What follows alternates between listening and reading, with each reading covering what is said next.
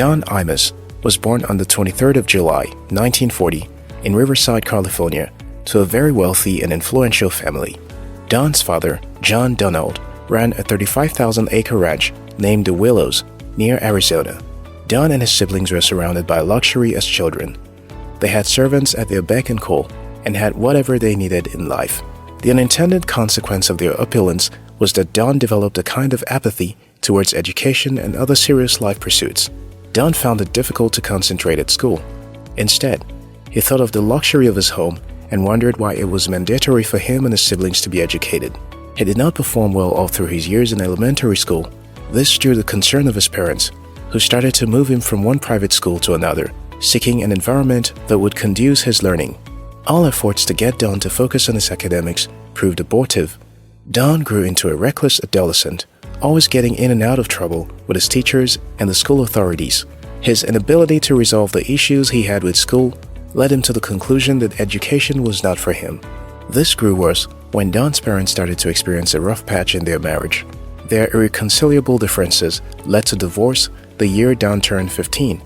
Don's parents divorced through his life of balance. The unavailability of a stable home aggravated his already growing apathy towards life, ambition, and education. Don eventually dropped out of school because he could not cope with the demands of education and joined the United States Marine Corps at Base Camp, Pendleton, where he was stationed in the artillery unit. He grew dissatisfied with the Marines and opted out with an honorary discharge. Then he got a job as a window dresser in San Bernardino.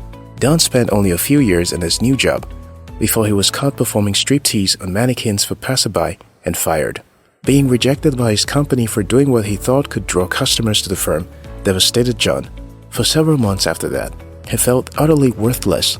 In those months of despair, John discovered his love for music.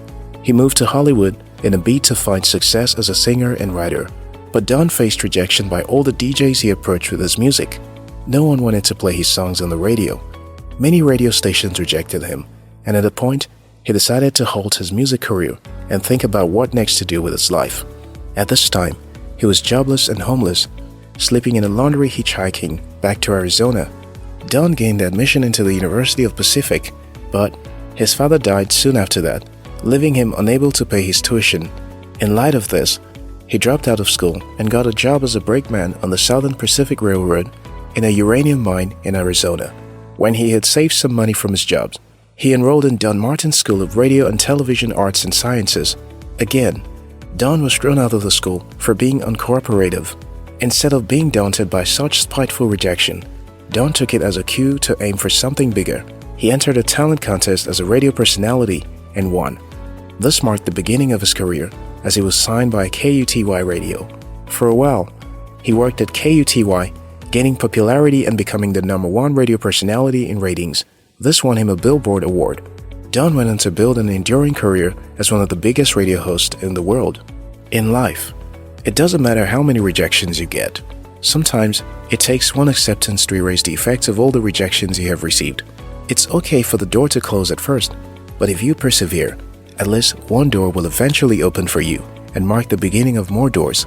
Benjamin Disraeli said, "Through perseverance, many people win success out of what seemed destined to be certain failure. Countless rejections can make all your efforts seem doomed, but when you hold on, success will eventually locate you." William Feather said, "Success seems to be largely a matter of hanging on after others have let go." Many people let go of their dreams in the face of rejection, but only those who hold on will eventually make it. George M. Moore Jr. said, "A winner is just a loser who tried one more time." Don Imus was a man who persevered despite the rejections he received in life.